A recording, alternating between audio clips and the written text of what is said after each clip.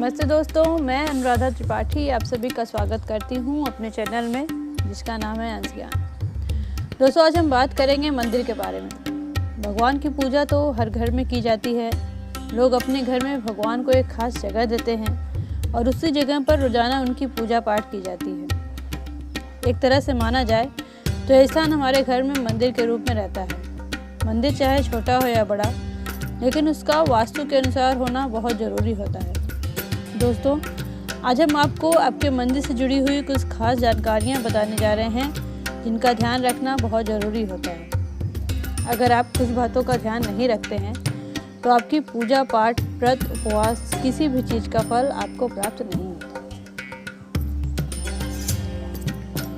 दोस्तों, घर के मंदिर में भगवान की मूर्तियां और प्रतिमाएं रखकर पूजा करने की परंपरा सदियों से चली आ रही है। लेकिन वास्तुशास्त्र के अनुसार कुछ ऐसे भी देवी देवताओं की मूर्तियां हैं जिन्हें घर के मंदिर में नहीं रखना चाहिए। ऐसी मान्यता है कि इन्हें घर के मंदिर में रखने से आपके घर की सुख शांति चली जाती है। तो दोस्तों, आज हम इन्हीं चीज़ों के बारे में बात करेंगे। आपको मंदिर और मूर्तियों को रखने की सही जानकारी देंगे।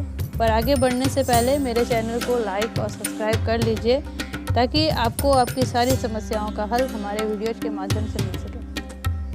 तो चलिए शुरू करते हैं। दोस्तों, सबसे पहले हम बात करेंगे मंदिर की दिशा के बारे में। अगर आपका मंदिर गलत दिशा में है तो पूजा का अभिष्ट फल आपको प्राप्त नहीं होता। इसके लिए आपको सबसे पहले अपने मंदिर को घर के पूर्व और उत्तर यानी पूर्वोत्तर दिशा में बनाना चाहिए या रखना चाहिए। अगर आपके घर में अलग से पूजा घर है और उसकी दिशा पूर्वोत्तर नहीं है तो ऐसे में आपको भगवान की मूर्तियों को उत्तर या पूर्वोत्तर दिशा में रखना चाहिए। दोस्तों, पूजा घर की देहरी को थोड़ा ऊंचा बनाना चाहिए और पूजा घर में प्रातःकाल सूर्य के प्रकाश आने की व्यवस्था बनानी चाहिए। पूजा घर में वायु के प्रवाह को संतुलित बनाने के लिए कोई खिड़की या रोशनदान भी होना चाहिए। पूजा घर के द्वार पर स्वास्तिक का चिन्ह या ओम का चिन्ह आदि स्थापित करना चाहिए। दोस्तों, अब हम जानते हैं कि पूजा घर में कौन से देवता का मुख किस दिशा में करके स्थापित करना चाहिए। ब्रह्मा, विष्णु, महेश की मूर्तियों का मुख पूर्व या पश्चिम में होना चाहिए। गणपति व दुर्गा की मूर्तियों का मुख दक्षिण में होना उत्तम होता है। काली माँ की मूर्ति का मुख दक्षिण में होना शुभ माना जाता है। हनुमान जी की मूर्ति का मुख दक्षिण पश्चिम में होना शुभ फलदायक है। पूजा घर में श्री यंत्र, गणेश यंत्र या कुबेर यंत्र आदि रखना शुभ होता है। दोस्तों, पूजा घर को लेकर कुछ और वास्तु दोष हैं जिनका ध्यान हमें हमेशा रखना चाहिए। पूजा घर के समीप शौचालय नहीं होना चाहिए। इससे प्रबल वास्तु दोष उत्पन्न होता है। यदि पूजा घर के नज़दीक शौचालय हो तो शौचालय का द्वार इस प्रकार बनाना चाहिए कि पूजा कक्ष के द्वार से अथवा पूजा कक्ष में बैठकर वह दिखाई न दे। यदि पूजा घर में नियमित रूप से पूजा नहीं की जाए तो वहाँ के निवासियों को दोष कारक परिणाम प्राप्त होते हैं। दोस्तों, भगवान के दर्शन मात्र से ही कई जन्मों के पाप नष्ट हो जाते हैं। इसी वजह से घर में मंदिर बनाकर देवी देवताओं की मूर्तियाँ रखने की परंपरा है। सभी लोग अपनी अपनी आस्था के मुताबिक अपने मंदिर में भगवान की प्रतिमा स्थापित करते हैं। पर कुछ लोग ऐसे भी हैं जो एक से अधिक देवी या देवता की मूर्तियाँ अपने मंदिर में रखते हैं। हमारे वैदिक शास्त्रों में बताया गया है कि घर के मंदिर में किस देवता की कितनी मूर्तियां रखना श्रेष्ठ होता है। तो आइए जानते हैं कि किस देवता की कितनी मूर्तियां रखनी चाहिए। सबसे पहले हम गणेश जी के बारे में बात करेंगे। अधिकांश घरों में गणेश जी की कई मूर्तियां होती हैं। शास्त्रों के अनुसार श्री गणेश का स्वरूप सम संख्या के समान होना चाहिए। घर में गणेश जी की कम से कम 2 मूर्तियाँ रखना श्रेष्ठ माना गया है।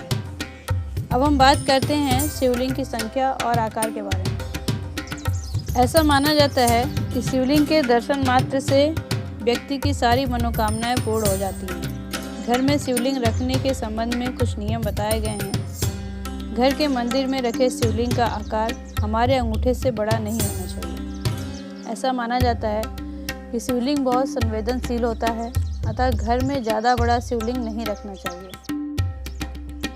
दोस्तों, घर में बजरंगबली की एक ही मूर्ति रखनी चाहिए और वो भी बैठे हुए हनुमान जी की।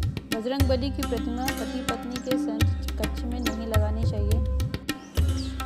शयन कक्ष में राधा कृष्ण की फ़ोटो लगाई जा सकती है। अगर आपके पास उड़ते हुए हनुमान जी की तस्वीर है तो उसे आप घर के दरवाजे के पास लगा सकते हैं, और अगर खड़े हुए हनुमान जी की प्रतिमा है तो उसे घर के अन्य भाग में लगा सकते हैं, पर मंदिर में नहीं। दोस्तों, अब हम जानते हैं कि माँ दुर्गा और अन्य देवियों की मूर्तियों की संख्या कितनी होनी चाहिए हमारे पूजा घर में। दोस्तों, घर के मंदिर में माँ दुर्गा या अन्य किसी देवी की मूर्तियों की संख्या 3 नहीं होनी चाहिए।